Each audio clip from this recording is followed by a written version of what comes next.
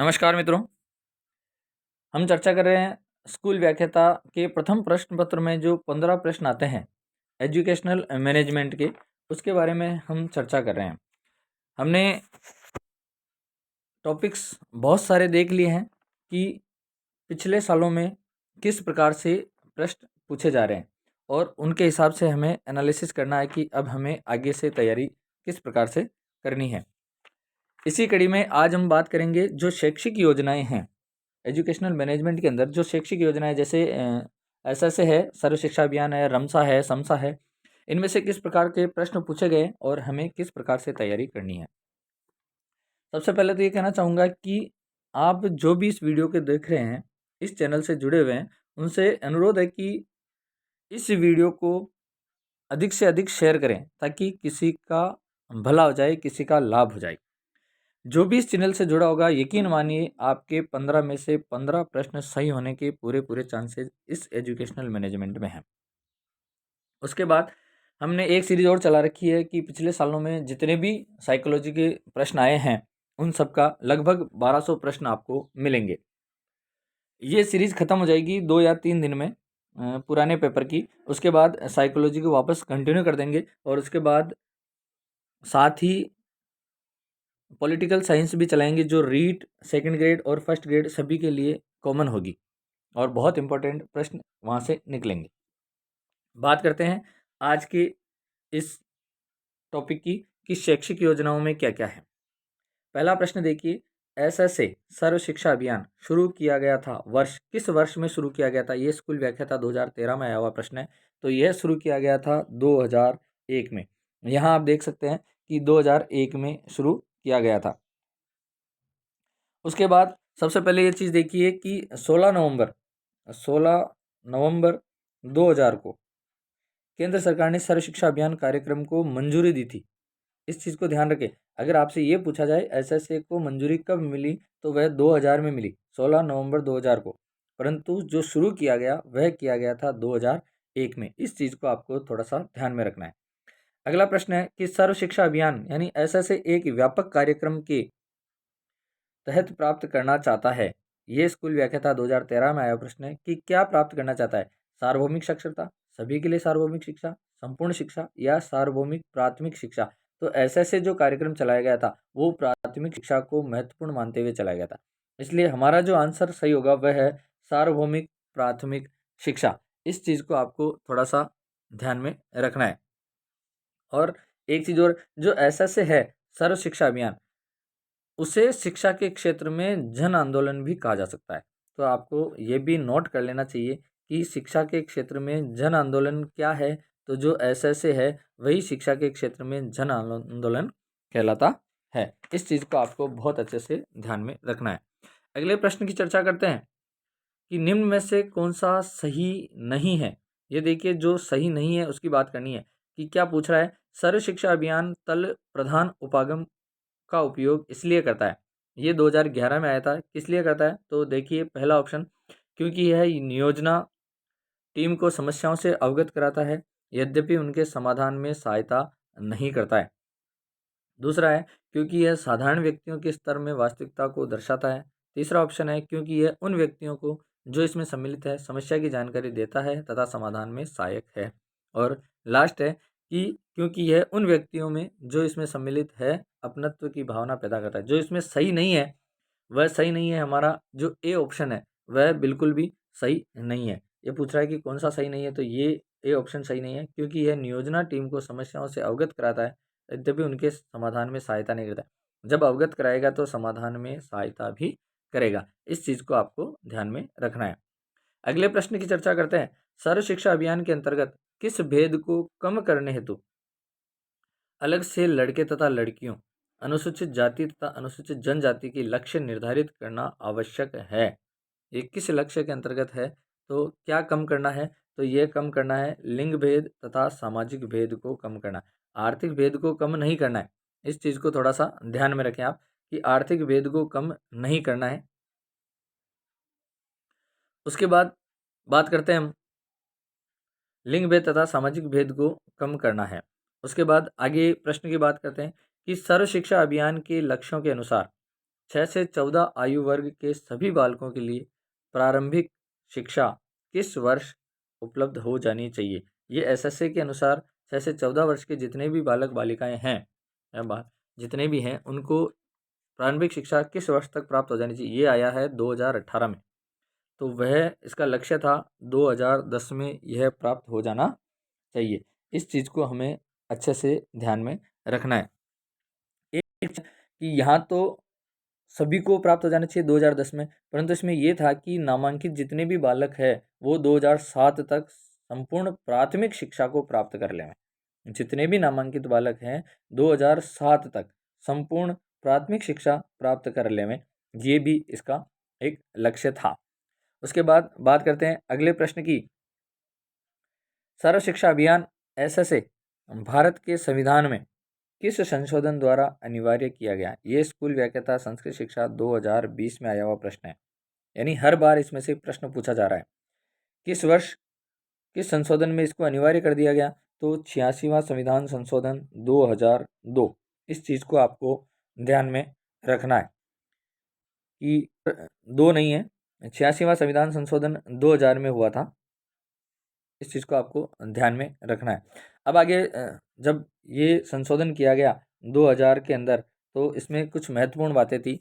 एक तो ये थी कि अनुच्छेद 21, अब आप ध्यान से सुने और इसके नोट्स बनाते चलें कि अनुच्छेद 21 बहुत कन्फ्यूज़न आता है बच्चों को, बहुत ज़्यादा कन्फ्यूज़न आता है। हम उस कन्फ्यूज़न को दूर करने की बात कर रहे हैं कि यहाँ पर 3 संशोधन जो संशोधन हुए थे उसमें 3 मुख्य बातें थी। एक तो अनुच्छेद 21 से रिलेटेड थी, एक 45 से रिलेटेड थी और एक थी अपने अनुच्छेद 51 से। तो 21A या 21 के आ सकता है, कुछ भी आ सकता है। उसके अंदर क्या था?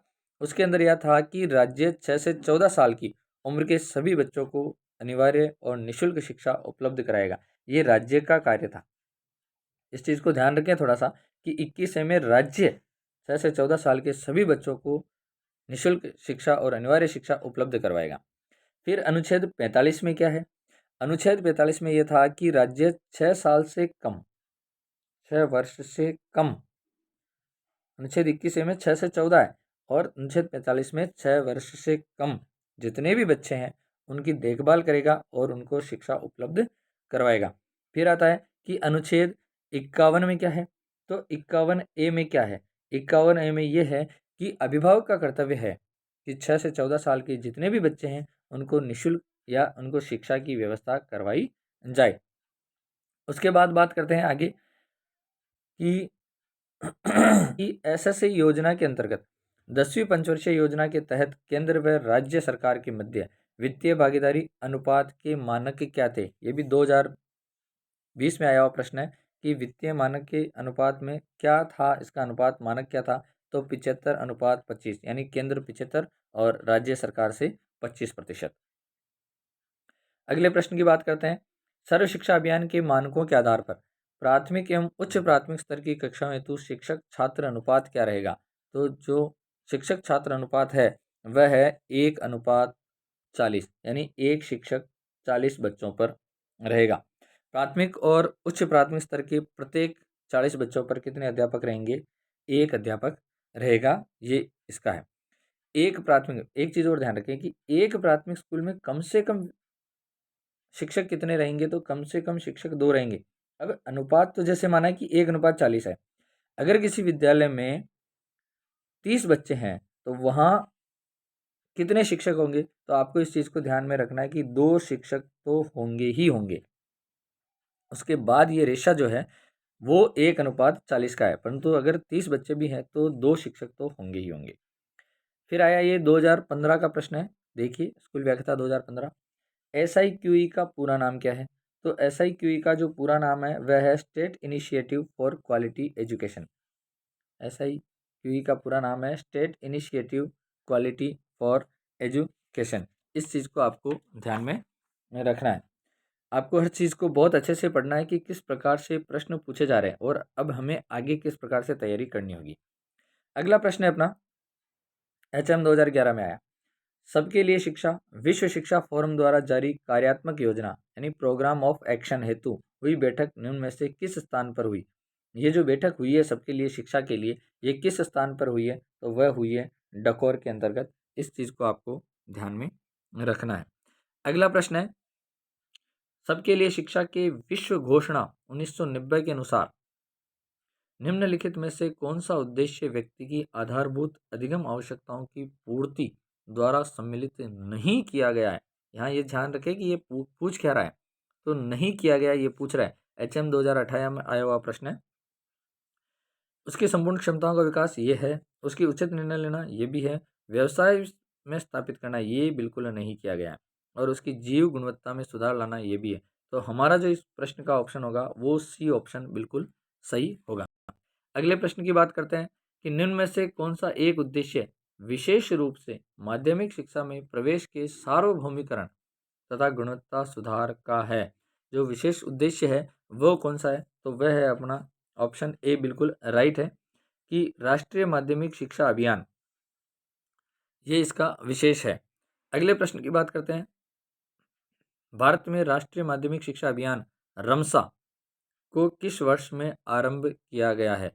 ये आया स्कूल व्याख्याता 2020 में, संस्कृत स्कूल व्याख्याता 2020 की। जो रमसा है राष्ट्रीय माध्यमिक शिक्षा अभियान, उसको रमसा बोलते हैं। किस वर्ष प्रारंभ किया गया, तो वह प्रारंभ गया था 2009 के अंतर्गत। अब इसके कुछ महत्वपूर्ण तथ्य हैं, हम उनके बारे में भी थोड़ी चर्चा कर लेते हैं कि मार्च 2009 से प्रारंभ हुई तथा इस योजना का क्रियान्वयन 2009-10 भी आता है, तो आपको ये भी सही करना है, 2009-10 में हुआ था। ये जो योजना है वो 10वीं पंचवर्षीय योजना के मध्य में बनाई गई थी, कि 10वीं जब पंचवर्षीय योजना चल रही थी उसके साथ ही इस योजना को क्रियान्वित किया गया था। राजस्थान में जो इसका प्रारंभ हुआ वह हुआ मार्च 2009 के अंतर्गत। इस चीज़ को थोड़ा सा ध्यान रखिए, मार्च 2009 में राजस्थान में इसका प्रारंभ हुआ, अर्थात सत्र 2009-10 मान सकते हैं आप, इसमें शुरू हो गया। और वर्तमान में जो इसकी वित्तीय व्यवस्था है वह है 50:50। अगले प्रश्न की बात करते हैं कि निम्न में से कौन सा राष्ट्रीय माध्यमिक शिक्षा अभियान का उद्देश्य नहीं है, या फिर देखिए ये पूछ रहा है नहीं है स्कूल व्याख्याता 2015 में। लैंगिक दूरियों को कम करना ये तो इसका उद्देश्य था। आर्थिक एवं निर्योग्यता बाधाओं को दूर करना ये भी इसका उद्देश्य था। सन 2020 तक माध्यमिक स्तर की शिक्षा में अवधारण ये भी इसका उद्देश्य था। परंतु सभी उच्च माध्यमिक स्तर की शिक्षा हेतु की पहुंच सन 2017 तक ये इसका उद्देश्य नहीं था। तो हमारा जो ऑप्शन डी होगा वह बिल्कुल सही होगा। अगले प्रश्न की बात करते हैं कि केंद्रीय बजट 2018-19 में सर्व शिक्षा अभियान को समाहित कर दिया गया। स्कूल व्याख्याता 2018 में आया हुआ प्रश्न है, किसको समाहित कर दिया, तो यह किया समग्र शिक्षा अभियान में इसको समाहित कर दिया।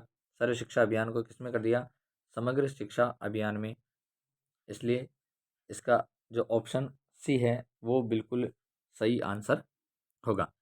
अगले प्रश्न की बात करते हैं, ट्रांसपोर्ट वाउचर योजना छात्राओं की सुविधार्थ लागू की गई, उनका कक्षा स्तर क्या है। जो ट्रांसपोर्ट योजना है वो किस कक्षा में है, HM 2011 में आया है।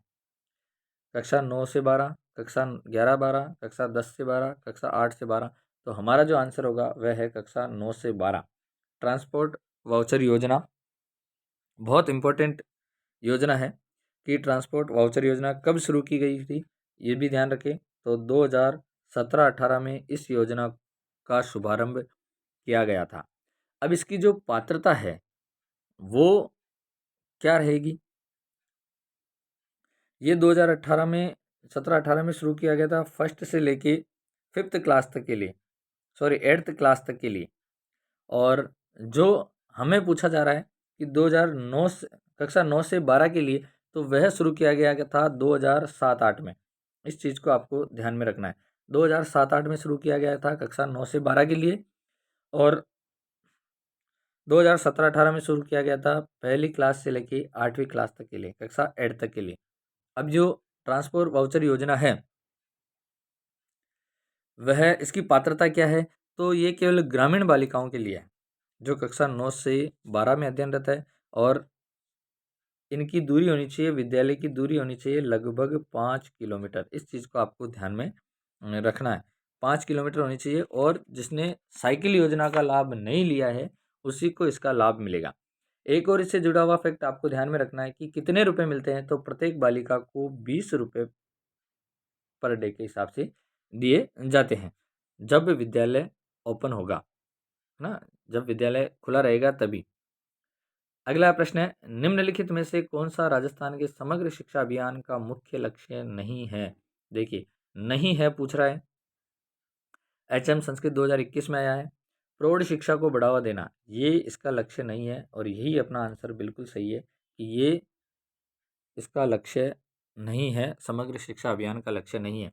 बाकी देख लेते हैं इसका लक्ष्य क्या है। तो विद्यालय शिक्षा में सामाजिक और लैंगिक अंतर को कम करना, बिल्कुल है। व्यावसायिक शिक्षा को बढ़ावा देना, ये भी है। और विद्यालय शिक्षा के सभी स्तरों पर समानता और समावेशन सुनिश्चित करना, ये भी इसका लक्ष्य है। अगले प्रश्न और अंतिम प्रश्न की बात करते हैं कि राजस्थान एजुकेशन इनिशिएटिव REI एक सरकारी निजी भागीदारी कार्यक्रम बनाने का प्रस्ताव किस वर्ष में स्वीकार किया गया? तो वह वर्ष है 2005 में इसे स्वीकार किया गया। अब आपको एक छोटी सी बात याद रखनी है, हमने ये सब देख लिया किस प्रकार से प्रश्न पूछे जा रहे हैं, किस टॉपिक से कितने प्रश्न पूछे जा रहे हैं, तो अब आपको उसी प्रकार से तैयारी करनी है। आपको प्रश्नों को जोड़ते हुए, इंटरलिंक करते हुए चलना है।